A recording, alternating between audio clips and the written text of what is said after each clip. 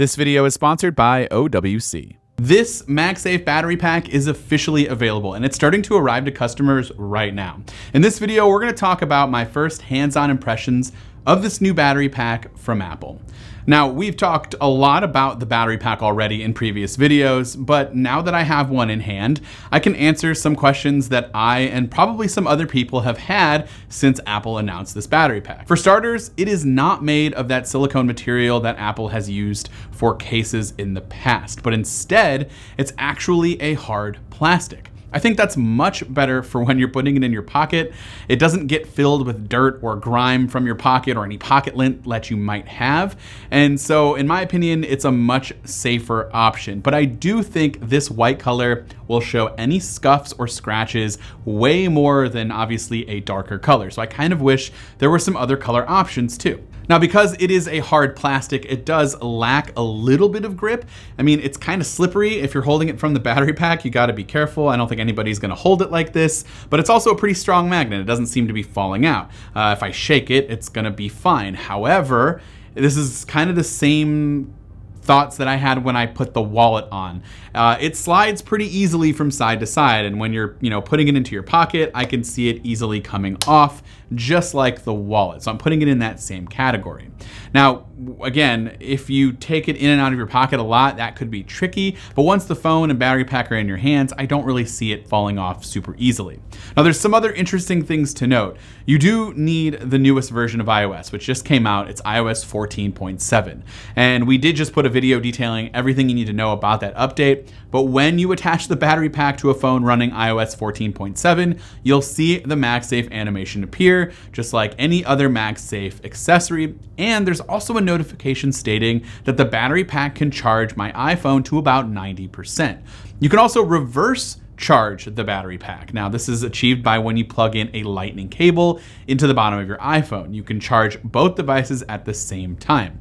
The MagSafe Battery Pack's information appears in the battery widget as well on both your home screen or in the Today view. The interesting thing here is that if you are on the iOS 15 beta, like I am on my other phone, the battery pack does not work properly. It first appears as a generic UPS in the battery widget. Sometimes I'll see it say MagSafe Battery Pack, but most of the time it says generic UPS.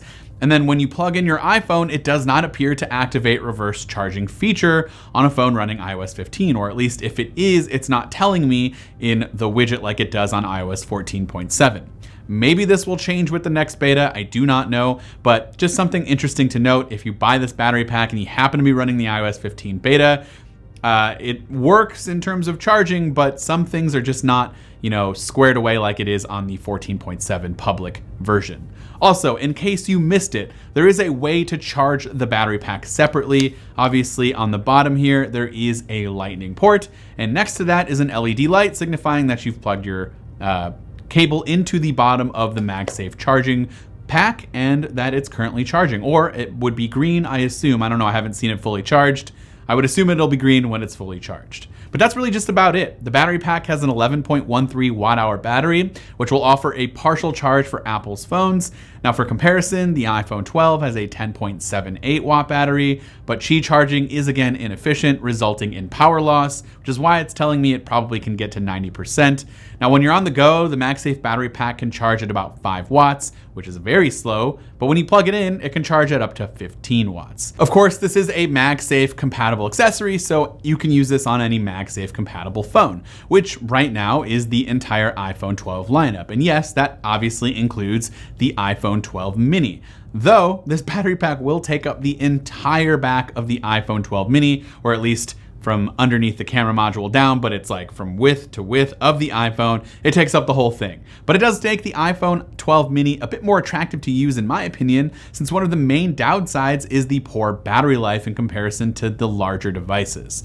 Now, it is also a Qi wireless charger by design, so it can of course work with any phone that accepts Qi wireless charging, but I'm gonna put the word work in quotes here because you are losing out on the magnetization aspect, which is pretty much the entire point, or at least the entire selling point of something like this. And also when I use it on my S21 Ultra, it had a bit of a hard time finding the exact location in which it needed to charge, and so it just didn't work super well. Of course, I'd love to know your thoughts in the comments down below. Are you planning to pick one up? Did you already pick one up? What phone are you planning to use it with? Let me know in those comments down below. Before we end today's video, I do want to give you more information about today's sponsor, OWC. OWC offers a wide range of products for your Mac, like internal hard drives and SSDs, memory, Thunderbolt 3 docks, and even a USB-C dock like this USB-C travel dock that offers 5 essential ports, up to 100 watts of pass-through charging, and just 1 cable.